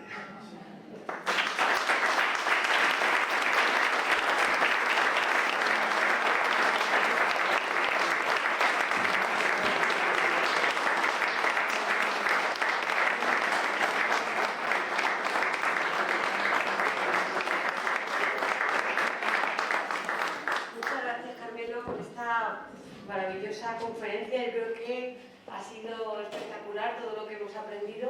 También me estaba acordando una vez en una emergencia, cuando la gente empieza a decir todo eso de el mundo es una mierda, no se puede confiar en nadie, es todo, y no se puede confiar en nadie, y te ven a ti ahí al lado que llevas 8 horas y dicen, y nadie te ayuda y te miran así, y en realidad estamos también contribuyendo a romper esa idea de que el mundo no parece que estaríamos influyendo para la resiliencia en ese sentido. Esa persona que te dijo eso seguramente habrá reaccionado mal, seguramente habrá tenido algún problema después de esto, ¿no? Porque tenía algo ahí pero que impedía ver. Lo que pasa es que fíjate, al verte a ti que estás ahí ayudando, que por eso a lo mejor también funciona tanto, ¿no? El apoyo social, porque al final en realidad les vas rompiendo todas esas creencias con tu sola presencia. Porque no hay nadie que me ayude, estás lleva aquí 8 horas. Estoy solo, nadie bueno, en realidad están aquí, ¿no? O sea, en el fondo es una manera también de romper, como nos apoyemos unos a otros, es también como una manera de romper esa creencia, ¿no? Estamos ahí ayudando un poquito a la resiliencia, al margen de la eficacia que hagan nuestras técnicas. Bueno, yo creo que nos da tiempo a alguna pregunta. No sé si alguien quiere hacer alguna al profesor o es un tema que nos interesa mucho a todos, la verdad, Carmen, nos encanta. ¿Alguna pregunta?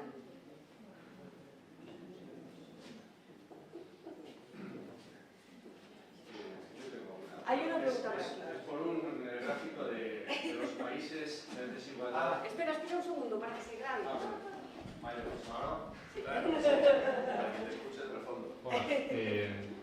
Es una pregunta sobre el gráfico de los países y las desigualdades. He visto que Italia estaba como en el punto medio, pero no, digamos que tenían como justo en la parte casi más baja. ¿Eso significa que son como más resilientes? Bueno, he mezclado cosas, o sea, porque aquí estaba hablando de salud mental, de problemas mentales. He mezclado un poquito las cosas, pero en realidad estaba hablando de lo mismo. Lo que quiere decir, por ejemplo, aquí hay 3 países que son excepción, por un tipo de excepción, que son Italia, Alemania y España. Italia, Alemania y España tienen tasas de problemas mentales menores de los que deberíamos tener según nuestro nivel de desigualdad. Es decir, que España e Italia tienen unos niveles de desigualdad medios, no son extremos. El país con menos, eran todos países de la OCDE, todos eran países ricos, es decir, es un estudio hecho con países ricos de la OCDE. Y Japón es el que tiene menos desigualdades, estaba más a la izquierda, y se corresponde con una baja tasa de problemas mentales. Bueno, es un modo indirecto, ¿no?, aproximado a hablar de la resiliencia, ¿no? Y ligando la resiliencia, o ligando la posibilidad de tener un problema mental a una variable macroestructural como es la desigualdad. A veces se dice, no, los países ricos tienen más problemas o menos, no es la riqueza lo importante es la desigualdad, es cómo se distribuye dentro del país. Por esto es un caballo de Troya súper importante que hay que abordar comunitariamente, porque afecta a muchísimos factores, ¿no?, que nos parece que no tienen nada que ver, pero sí que tiene que ver, ¿no? Tiene que ver con la salud de la gente, ¿no? Tiene que ver con el acceso a servicios, tiene que ver con estos autores que hablan de salud, de desigualdad, en realidad son biólogo zoólogo británicos que están muy metidos en esto hace muchos años, y ellos dicen, no, en las sociedades muy desiguales hay mucha competitividad por los servicios, hay una lucha feroz por la supervivencia y esto desgasta a la gente, ¿no? Hay un elemento de desgaste. Pero lo que decía eso era simplemente que había algunos países como Italia en los que había menos problemas mentales que en el Reino Unido y que en Australia y que en Estados Unidos, y deberían estar más por encima, más cerca de la diagonal, ¿no? No sé si... Vale. Eso es. No sé si hay alguna pregunta. Sí, por aquí hay una. Bien.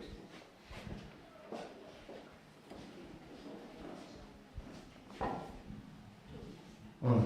En un momento dado ha dicho que después de un trauma había una aceptación, o algo así entendido.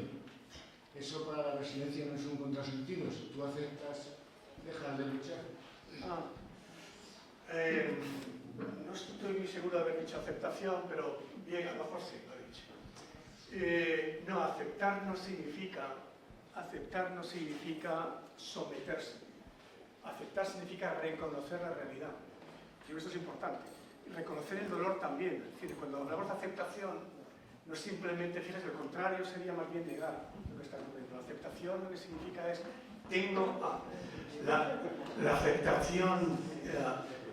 la aceptación es un mecanismo que tenemos para analizar, reconocer lo que está sucediendo y también lo que sucede en nuestras emociones, en nuestras reacciones. De modo que no es simplemente aceptar, no es resignarse, ¿no? Es simplemente reconocer lo que está ocurriendo de modo realista, ¿no? No sé si esto le ayuda. Sí, porque yo había leído en algún sitio que ante una cosa adversa hay que tener paciencia, pero no resignación. Entonces, por eso no... Bueno, sí, por ahí, ¿no? Por ahí. Bueno, otra cosa, no sé si esto me acuerdas, cuando en el estudio que hizo una de las psicólogas que he nombrado, decía que en un estudio que hizo con gente que había grupos con problemas sociales, de sus familias estructuradas y tal, había una gran resiliencia y que salían adelante. Pero sí que es cierto que los delincuentes y la mayoría de la gente, como un porcentaje muy grande, vienen de familias desestructuradas y de relaciones así. No sé si no es un contrasentido. Y luego, para terminar, en lo que ha dicho de que había felicidades, yo cuando estaba en el centro de rehabilitación, cuando fui capaz de mover el dedo gordo, a todo el que venía a verme le enseñaba que el dedo gordo de la mano le podía mover. Y me sentía el tío más feliz del mundo. Nada más.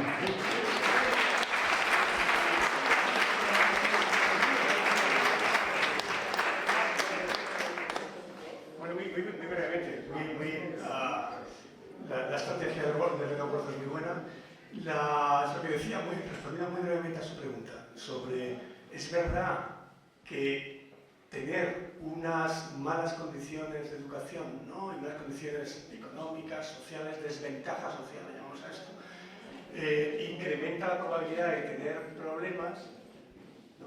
Si lo vemos al revés, si vemos la gente que tiene problemas, por ejemplo, de adicciones, o que está encarcelada sobre todo por problemas de adicciones, vemos que han tenido historias muy complicadas detrás. Pero lo contrario no es cierto. Es decir, el tener historias complicadas detrás no garantiza que vayas a tener problemas. Es decir, hay un porcentaje alto de personas que han tenido, habiendo tenido problemas legales, etcétera, han tenido familias desestructuradas, como se llama, para simplificar mucho, dificultades económicas, sí. Pero lo que este estudio demuestra es que lo contrario no es cierto. Es decir, que eso no implica que el 80% de ellos, más bien al contrario, ¿no? El 80% de ellos son personas que tienen vidas ajustadas, adaptadas, etc., ¿no? Camilo, tenemos una pregunta más aquí. Una última, podemos terminar ya. y cortamos y les vamos a indicar también lo de la excursión de la semana que viene. Sí, la primera pregunta que hizo aquel caballero, que me ha sorprendido ver en el gráfico de países con menos problemas mentales. No he visto a los países nórdicos. Cuando yo observo estadísticas que salen todos los años, ¿cuáles son los países más felices del mundo? Finlandia, Dinamarca. Y yo siempre me pregunto, ¿cómo es posible que haciendo tanto frío en Finlandia la gente sea tan feliz y tampoco solo? Entonces, ¿por qué no está en la lista? Y efectivamente sí coincide, que ya vas a tener oportunidad de estar en estos países, no se ven grandes mansiones, no se ven cochazos, es decir, que la gente es bastante igual en cuanto a nivel económico, socioeconómico. Pero ¿por qué no está Finlandia o Dinamarca en esta lista? ¿Sabes? Bueno, Finlandia o Dinamarca no están porque están los países que están, nada más. Es decir, claro, esto es un estudio publicado por la OMS, con datos del estudio internacional, se llama Estudio Internacional de Salud Mental, datos de la OMS, y son reflejado ahí los países en los que había datos y participaron en el estudio, nada más. Pero tengo hace 18 años, 15 años que uno de mis hijos vive en Dinamarca, conozco bien los daneses. Solo un detalle, ¿no? La escalera de la casa en la que vive, cada vecino tiene la responsabilidad de limpiarla cada uno una semana, ¿no? De modo que hay un listado, eso es comunidad, ¿no? Cuando cada uno tiene una implicación en el cuidado de lo colectivo, no contratan a una señora de Etiopía para que les limpie la casa, sino que cada vecino se encarga de limpiar. Es un pequeño ejemplo que a mí me gusta mucho, pero luego podemos hablar sobre Dinamarca, que es interesante. Pero tienen buenas vidas los dos enunciados, ¿eh? Bueno, muchísimas gracias, muchas gracias Carmelo, muchas gracias a todos. Para terminar, queremos recordarles que la semana que viene, día 23 de abril, tenemos la conferencia del profesor José Luis Gonzalo Sánchez, Olero, de la Facultad de Ciencias de la Documentación, que dará la conferencia, impartirá la conferencia a la Real Biblioteca del Escorial, una memoria del mundo en la Sierra de Guadarrama. Bueno, tiene un aspecto también maravilloso y además hay una visita incluida, pero la gente que quiera ir a la visita tiene que apuntarse antes. Nos va a contar nuestro gerente de la Fundación, Luis, cómo hacerlo. Sí, buenas noches. Vamos a ver. Como indica la directora Maripaz, el próximo jueves tenemos la visita de nuestro profesor de la Universidad Complutense, antiguo decano de la Facultad de Ciencias de la Documentación, experto en libro antiguo, y él se ha ofrecido también, junto con nosotros, para proponer una visita a la Real Biblioteca del Monasterio de San Lorenzo. Esa visita se desarrollará a las 5 menos cuarto de la tarde. La conferencia se mantiene como el resto de Jueves Complutense a las 6:30, pero habrá una visita previa de 5 menos cuarto a 6 menos cuarto en el lado oeste del Real Monasterio, frente al Colegio Mayor María Cristina, ¿de acuerdo? Para ello es muy importante que las personas se inscriban en nuestra plataforma de la Fundación. La página web de la Fundación es ucm.es/fundación. Allí en el apartado de formación verán los Jueves Complutense. Dentro de ella verán la opción de inscribirse en 2 apartados, o simplemente en la propia conferencia o la que incluye conferencia y visita. De momento, pero ya no solo por patrimonio, sino porque la visita, para ser efectiva, no puede ser muy numerosa. Hemos previsto que unas 30 personas podrían acompañar a nuestro exdecano, a nuestro conferenciante del jueves, y para ello, en principio, se cerrará, si Dios mediante lo permite, la inscripción a la visita con la conferencia con 30 personas. Si conseguimos o vemos viable por parte del profesor que pueda abrirse un poquito más ese número, lo seguiremos ampliando y ustedes tendrán opción a continuar. La inscripción está abierta desde ya, ¿de acuerdo? O sea, ustedes cuando lleguen a casa, si ustedes consideran conveniente, háganlo porque se va a llenar seguro. Animarles a que disfruten el próximo jueves tanto de la visita como de la conferencia. Nos vemos aquí. Muchas gracias. Muchas gracias. Y bueno, como viene siendo habitual en nuestros jueves, pues que lo desee puede pasar con nosotros a tomar algo y a seguir hablando de la ciencia complutense que sale a la calle o de cualquier otra cosa. Muchas gracias, profesor. Muchas gracias.